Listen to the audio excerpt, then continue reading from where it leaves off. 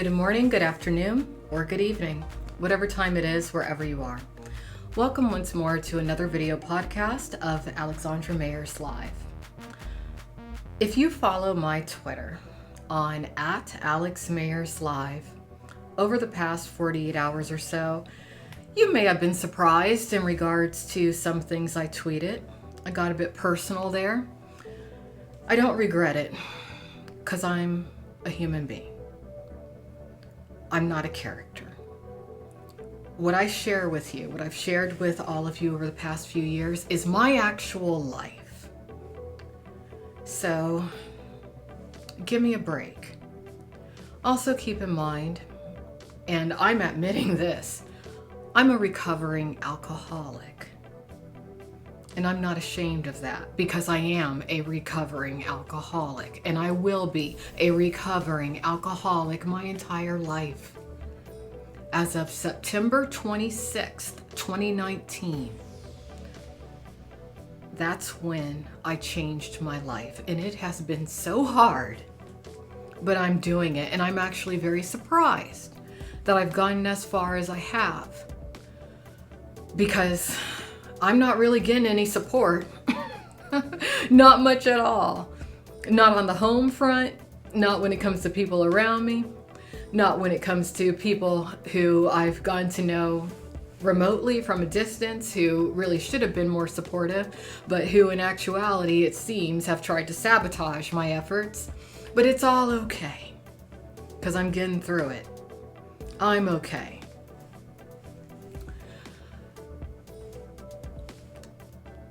But I know other people similar to me who may have walked a path similar to mine may not be okay. And I want them to know that they're not alone.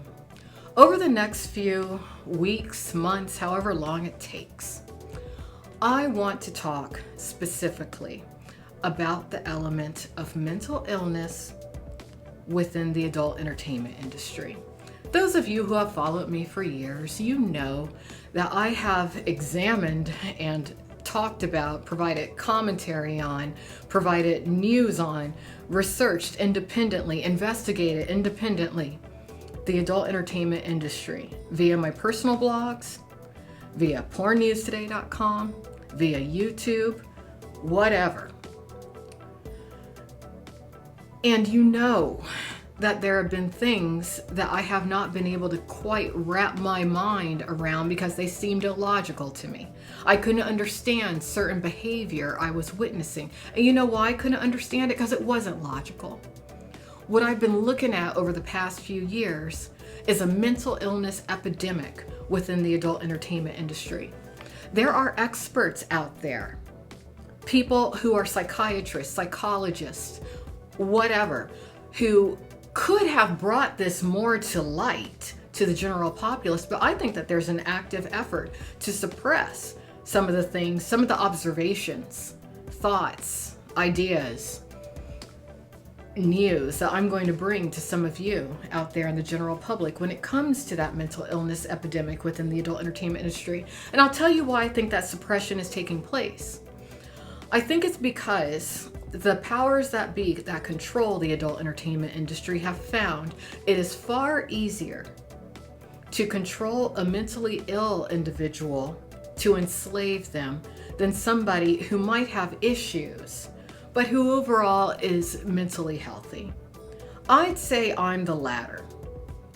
I've had issues throughout my life, things that had nothing to do with the adult entertainment industry, things that had more to do with family dynamics I was raised within, social dynamics that I've dealt with, okay? But I've lived, I'm functional. Actually, I think I'm a little bit more than functional if you look at my body of work, if you look at the kind of person I am. But this mental illness situation, there are mentally ill people within the adult entertainment industry to where their mental illness is being covered up, to where they're being enabled to such a capacity that they're not just harming themselves, they are harming other people. They are, in some cases, killing other people within the industry and outside of the industry, and nobody's really talking about it. And that's not good. And I would like a solid answer as to exactly why. Now, over the past few days, if you do follow me on Twitter, you will see that I have been very disappointed when it comes to somebody that I considered a friend, who I thought was a friend, but who in actuality appears to be a very mentally ill individual and somebody who's an excellent actress. Somebody known as Melissa Hill. Initially, I tried to be very nice about this situation. I don't completely understand the situation, honestly, and it's not for me to do so. But I've chosen to disconnect from this individual. Never want to talk to them again in my life. Very glad I never met them in person. And at this stage, they need to basically keep me out of their mind, not talk about me. When it comes to the adult entertainment industry or the adult industry support group, the AI support group, which was something I was endorsing, at this time, people don't join it because the individual known as Melissa Hill is who founded it, who operates it, and unfortunately, she's not trustworthy. I told this woman some very personal things I don't even mind, truthfully, that the general populace knows about me or my family. That's why I put out certain tweets, just to put it out there myself, because she has no damn right to talk about me. Because I thought that when I was talking to her, I was talking to somebody in confidence. I wasn't.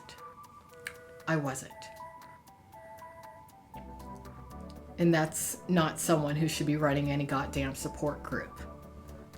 So I'm just going to read these tweets, and I'll post some other podcasts in regards to just a couple of blogs that I want to read out loud so that they're in video format as well as written format.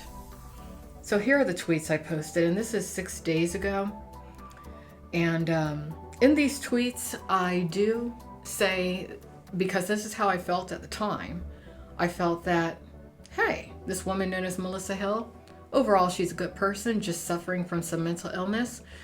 But you can be a mentally ill individual and also not be a good person. And you got a lot of that going on in the adult entertainment industry.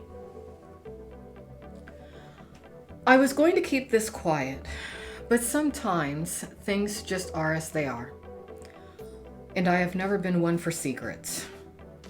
I don't think the woman known as Melissa Hill is a bad person, but I can't and won't enable someone who's not willing to accept help that could save their life. I'm not the only one aware of the situation revolving around my previous tweet.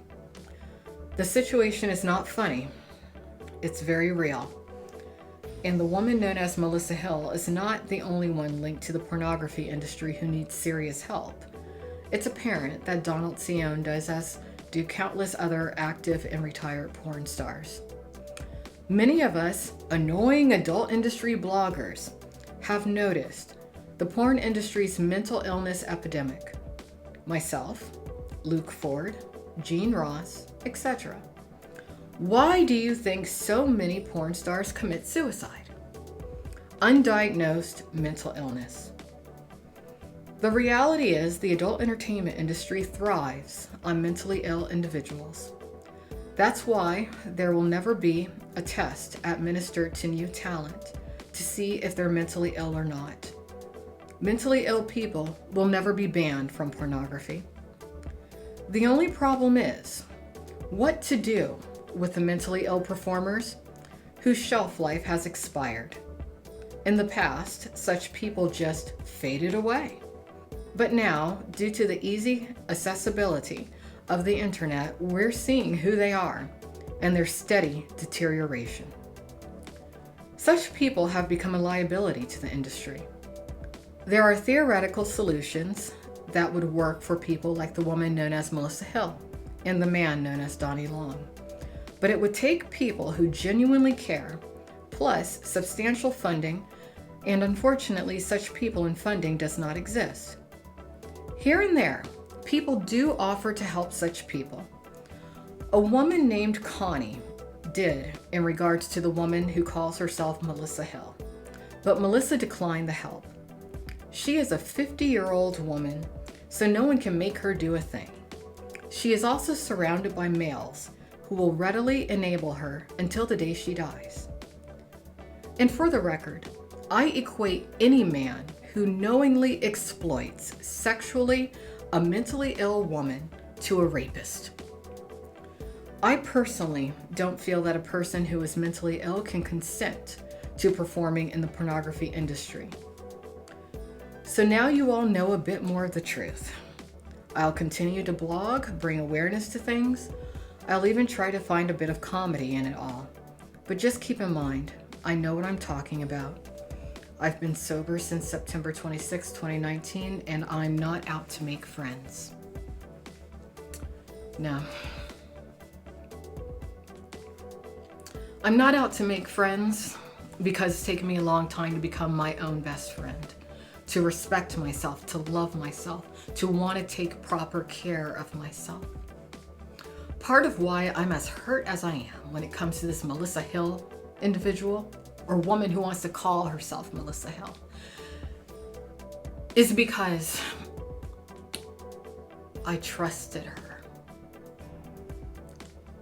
Thank God it didn't get to the point that it could have gone to. I was considering being a roommate with her, but thank God it didn't go there. Thank God.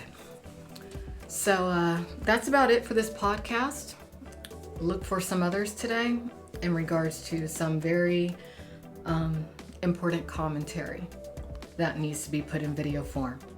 Have a good one.